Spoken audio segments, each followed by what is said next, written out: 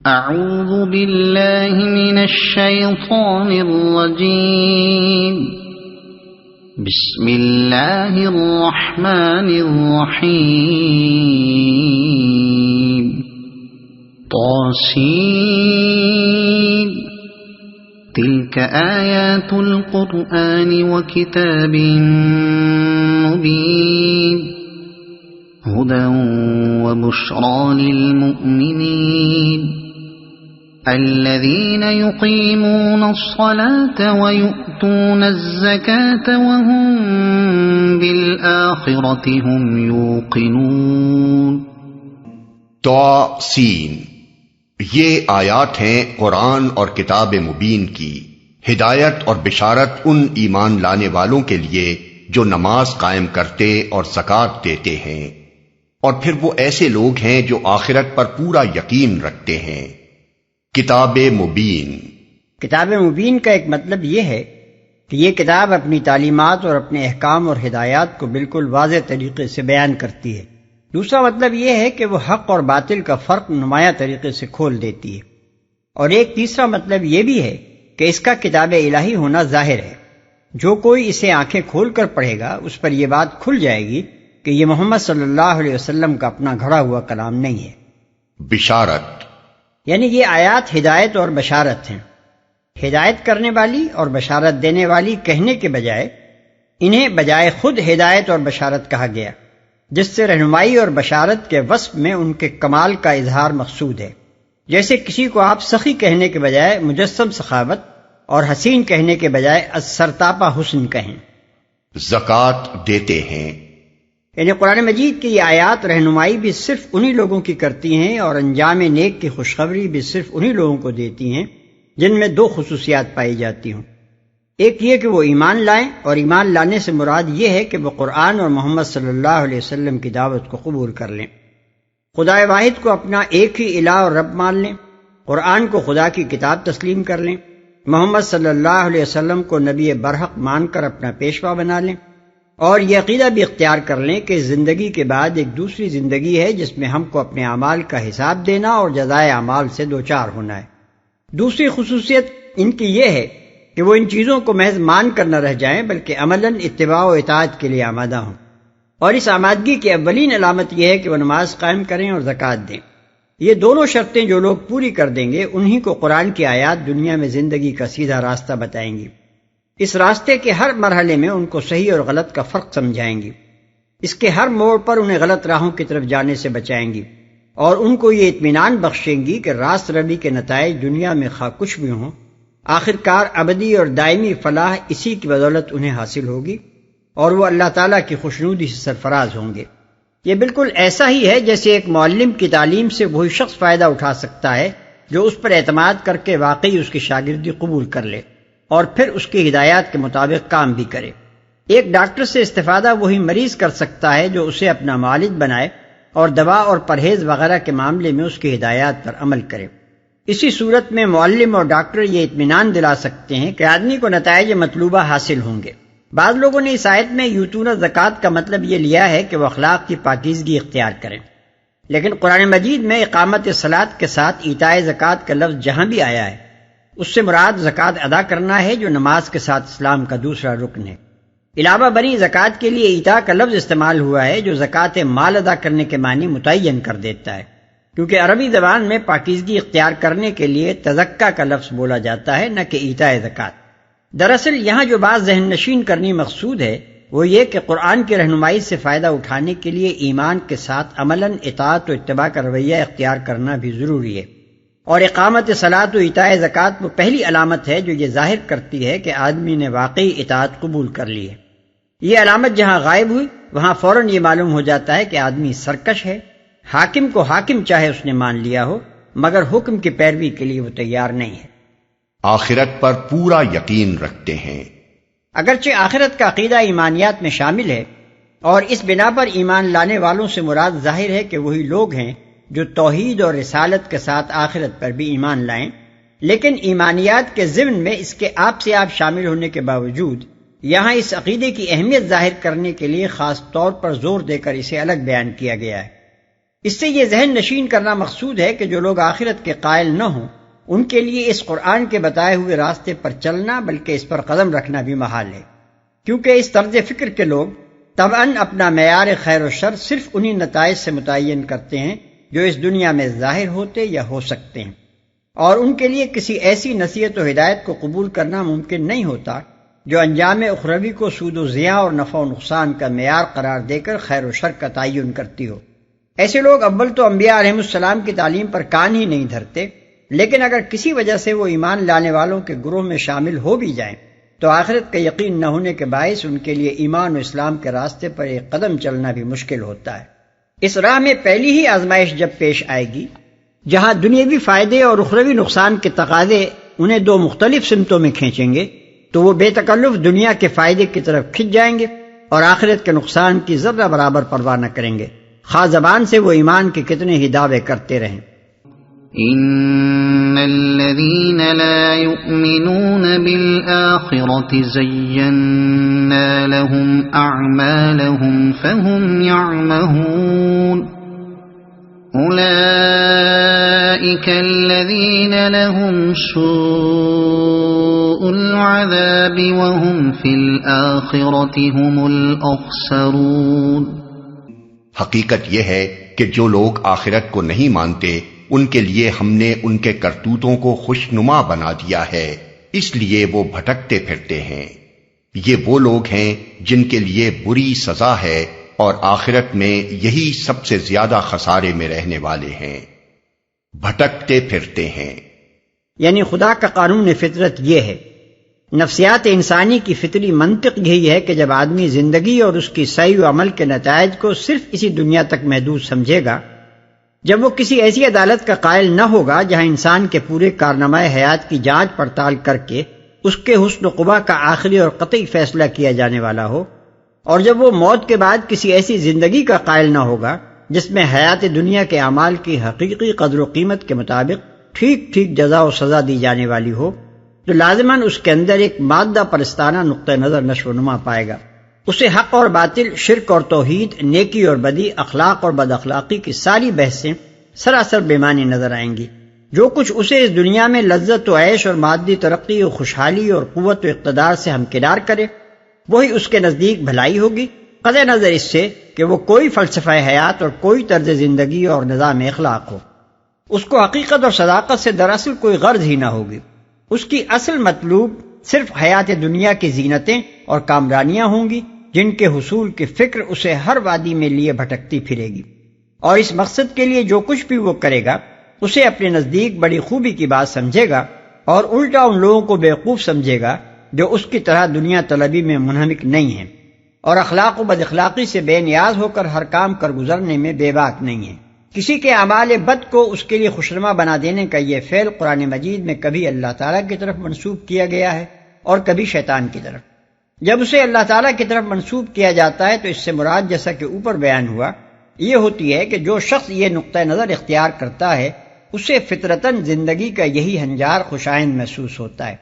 اور جب یہ فعل شیطان کی طرف منسوب کیا جاتا ہے تو اس کا مطلب یہ ہوتا ہے کہ اس طرز فکر اور طرز عمل کو اختیار کرنے والے آدمی کے سامنے شیطان ہر وقت ایک خیالی جنت پیش کرتا رہتا ہے اور اسے خوب اطمینان دلاتا ہے کہ شاباش برخوردار، بہت اچھے جا رہے ہو، جن کے لیے بری سزا ہے۔ اس بری سزا کی صورت، وقت اور جگہ کا تعین نہیں کیا گیا ہے، کیونکہ یہ اس دنیا میں بھی مختلف افراد، گروہوں اور قوموں کو بے شمار مختلف طریقوں سے ملتی ہے۔ اس دنیا سے رخصت ہوتے وقت عین موت کے دروازے پر بھی اس کا ایک حصہ ظالموں کو پہنچتا ہے۔ موت کے بعد عالم برزخ میں بھی اس سے آدمی دوچار ہوتا ہے، اور پھر روز حشر سے تو اس کا ایک سلسلہ شروع ہو جائے گا جو پھر کہیں جا کر ختم نہ ہوگا۔ وَإِنَّكَ لَتُلَقَّى الْقُرْآنَ مِن لَّدُنْ حَكِيمٍ عَلِيمٍ۔ اور اے محمد، بلا شبہ تم یہ قرآن ایک حکیم و علیم ہستی کی طرف سے پا رہے ہو۔ یعنی یہ کوئی ہوائی باتیں نہیں ہیں جو اس قرآن میں کی جا رہی ہیں، اور نہ یہ کسی انسان کے قیاس و رائے پر مبنی ہیں، بلکہ انہیں ایک حکیم و علیم ذات القاء کر رہی ہے جو حکمت و دانائی اور علم و دانش میں کامل ہے، جسے اپنی خلق کے مسالے اور ان کے ماضی و حال اور مستقبل کا پورا علم ہے، اور جس کی حکمت بندوں کی اصلاح و ہدایت کے لیے بہترین تدابیر اختیار کرتی ہے۔ إذ قال موسى لأهله إني آنست نارا سآتيكم منها بخبر أو آتيكم بشهاب قبس لعلكم تصطلون۔ انہیں اس وقت کا قصہ سناؤ جب موسیٰ نے اپنے گھر والوں سے کہا کہ مجھے ایک آگ سی نظر آئی ہے، میں ابھی یا تو وہاں سے کوئی خبر لے کر آتا ہوں یا کوئی انگارہ چن لاتا ہوں تاکہ تم لوگ گرم ہو سکو۔ جب موسیٰ نے اپنے گھر والوں سے کہا، یہ اس وقت کا قصہ ہے جب حضرت موسیٰ علیہ السلام مدین میں 8-10 سال گزارنے کے بعد اپنے اہل و عیال کو ساتھ لے کر کوئی ٹھکانہ تلاش کرنے جا رہے تھے۔ مدین کا علاقہ خلیج عقبہ کے کنارے عرب اور جزیرہ نمائے سینا کے سواحل پر واقع تھا۔ وہاں سے چل کر حضرت موسیٰ علیہ السلام جزیرہ نمائے سینا کے جنوبی حصے میں اس مقام پر پہنچے جو اب کوہ سینا اور جبل موسیٰ کہلاتا ہے اور نزول قرآن کے زمانے میں طور کے نام سے مشہور تھا۔ اسی کے دامن میں وہ واقعہ پیش آیا جس کا یہاں ذکر ہو رہا ہے۔ یہاں جو قصہ بیان کیا جا رہا ہے اس کی تفصیلات اس سے پہلے سورہ طٰہٰ رکوع 1 میں گزر چکی ہیں اور آگے سورہ قصص رکوع 4 میں آ رہی ہیں، تاکہ تم لوگ گرم ہو سکو۔ فہوائے کلام سے ظاہر ہوتا ہے کہ یہ رات کا وقت اور جاڑے کا موسم تھا اور حضرت موسیٰ علیہ السلام ایک اجنبی علاقے سے گزر رہے تھے جس سے انہیں کچھ زیادہ واقفیت نہ تھی۔ اس لیے انہوں نے اپنے گھر والوں سے فرمایا کہ میں جا کر معلوم کرتا ہوں یہ کون سی بستی ہے جہاں آگ جل رہی ہے، آگے کدھر کدھر راستے جاتے ہیں اور کون کون سی بستیاں قریب ہیں۔ تاہم اگر وہ بھی ہماری ہی طرح کوئی چلتے پھرتے مسافر ہوئے جن سے کوئی معلومات حاصل نہ ہو سکیں تو کم از کم میں کچھ انگارے ہی لے آؤں گا تاکہ تم لوگ آگ جلا کر کچھ گرمی حاصل کر سکو۔ یہ مقام جہاں حضرت موسیٰ علیہ السلام نے جھاڑی میں آگ لگی ہوئی دیکھی تھی کوہ طور کے دامن میں سطح سمندر سے تقریباً 5000 فیٹ کی بلندی پر واقع ہے۔ یہاں رومی سلطنت کے پہلے عیسائی بادشاہ قسطنطین نے 365 عیسوی کے لگ بھگ زمانے میں ٹھیک اس مقام پر ایک کنیسہ تعمیر کرا دیا تھا جہاں یہ واقعہ پیش آیا تھا۔ اس کے 200 برس بعد قیصر جسٹینین نے یہاں ایک دیر یعنی موناسٹری تعمیر کرایا جس کے اندر قسطنطین کے بنائے ہوئے کنیسہ کو بھی شامل کر لیا۔ یہ دیر اور کنیسہ دونوں آج تک موجود ہیں اور یونانی کلیسا یعنی گریک آرتھوڈاکس چرچ کے راہبوں کا ان پر قبضہ ہے۔ میں نے جنوری 1960 میں اس مقام کی زیارت کی ہے۔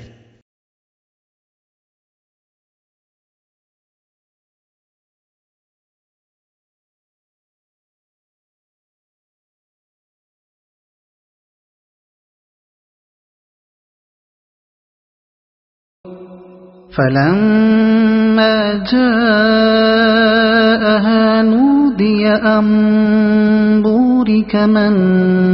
في النار ومن حولها وسبحان الله رب العالمين۔ وہاں جو پہنچا تو ندا آئی کہ مبارک ہے وہ جو اس آگ میں ہے اور جو اس کے ماحول میں ہے،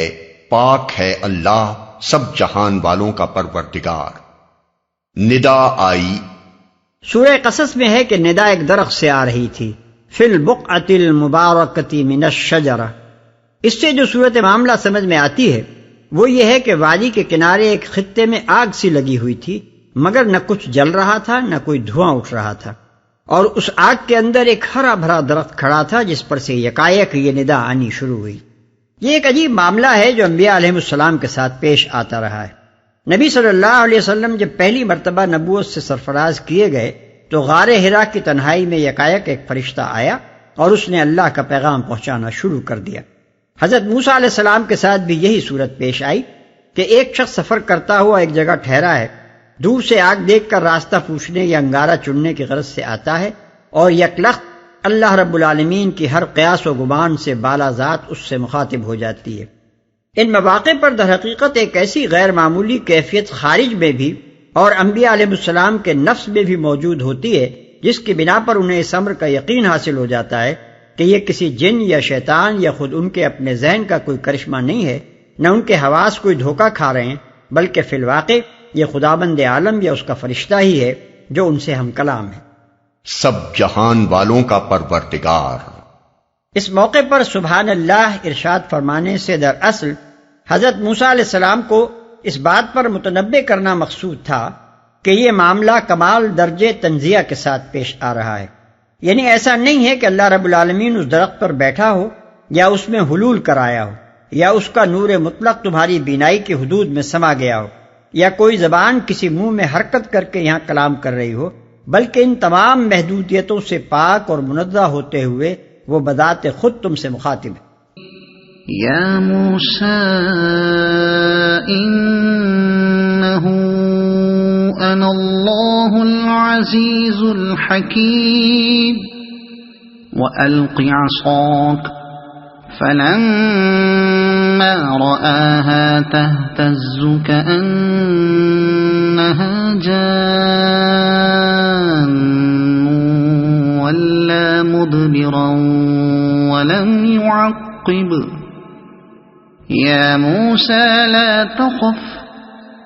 إِنِّي لَا يَخَافُ لَدَيَّ الْمُرْسَلُونَ إِلَّا مَنْ ظَلَمَ ثُمَّ بَدَّلَ حُسْنًا بَعْدَ سُوءٍ فَإِنِّي غَفُورٌ رَحِيمٌ۔ اے موسیٰ، یہ میں ہوں اللہ زبردست اور دانا، اور پھینک تو ذرا اپنی لاٹھی۔ جو ہی کہ موسیٰ نے دیکھا لاٹھی سانپ کی طرح بل کھا رہی ہے تو پیٹھ پھیر کر بھاگا اور پیچھے مڑ کر بھی نہ دیکھا۔ اے موسیٰ، ڈرو نہیں، میرے حضور رسول ڈرا نہیں کرتے الا یہ کہ کسی نے قصور کیا ہو، پھر اگر برائی کے بعد اس نے بھلائی سے اپنے فعل کو بدل لیا تو میں معاف کرنے والا مہربان ہوں۔ سانپ کی طرح بل کھا رہی ہے۔ سورہ اعراف اور سورہ شعراء میں اس کے لیے صوبان یعنی اژدہے کا لفظ استعمال کیا گیا ہے، اور یہاں اسے جان کے لفظ سے تعبیر کیا گیا ہے جو چھوٹے سانپ کے لیے بولا جاتا ہے۔ اس کی وجہ یہ ہے کہ جسامت میں وہ اژدہا تھا مگر اس کی حرکت کی تیزی ایک چھوٹے سانپ جیسی تھی۔ اسی مفہوم کو سورہ طٰہٰ میں حیۃ تسعیٰ یعنی دوڑتے ہوئے سانپ کے الفاظ میں ادا کیا گیا۔ میرے حضور رسول ڈرا نہیں کرتے، یعنی میرے حضور اس امر کا کوئی خطرہ نہیں ہے کہ رسول کو کوئی گزند پہنچے۔ رسالت کے منصب عظیم پر مقرر کرنے کے لیے جب میں کسی کو اپنی پیشی میں بلاتا ہوں تو اس کی حفاظت کا خود ذمہ دار ہوتا ہوں۔ اس لیے خواہ کیسا ہی کوئی غیر معمولی معاملہ پیش آئے، رسول کو بے خوف اور مطمئن رہنا چاہیے کہ اس کے لیے وہ کسی طرح ضرر رساں نہ ہوگا، الا یہ کہ کسی نے قصور کیا ہو۔ یہ استثناء متصل بھی ہو سکتا ہے اور منقطع بھی۔ متصل ہونے کی صورت میں مطلب یہ ہوگا کہ خوف کی معقول وجہ اگر ہو سکتی ہے تو یہ کہ رسول سے کوئی قصور سرزد ہوا ہو، اور منقطع ہونے کی صورت میں مراد یہ ہوگی کہ میرے حضور تو کسی کو بھی کوئی خطرہ نہیں ہے جب تک کہ آدمی قصوروار نہ ہو۔ مہربان ہوں،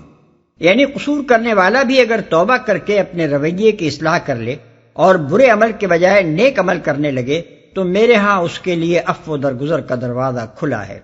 اس موقع پر یہ بات ارشاد فرمانے سے مقصود ایک تنبیہ بھی تھی اور بشارت بھی۔ حضرت موسیٰ علیہ السلام نادانستگی میں ایک قبطی کو قتل کر کے مصر سے نکلے تھے۔ یہ ایک قصور تھا جس کی طرف لطیف اشارہ فرما دیا گیا۔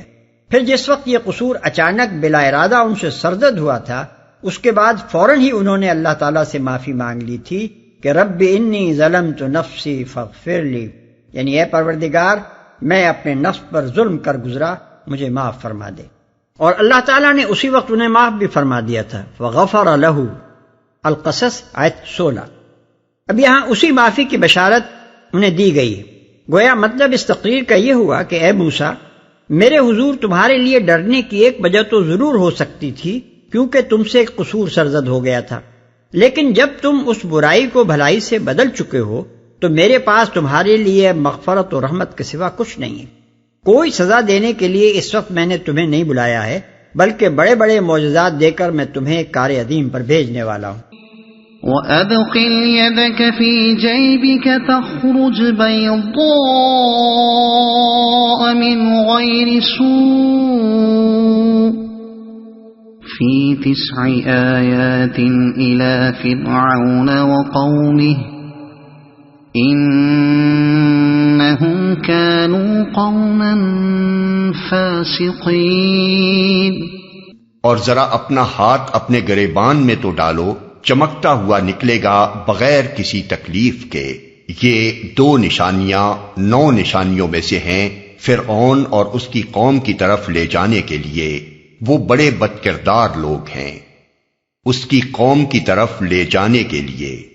سورہ بنی اسرائیل میں فرمایا گیا ہے کہ موسیٰ علیہ السلام کو ہم نے صریح طور پر نظر آنے والی 9 نشانیاں یعنی 9 آیات بینات عطا فرمائی تھیں،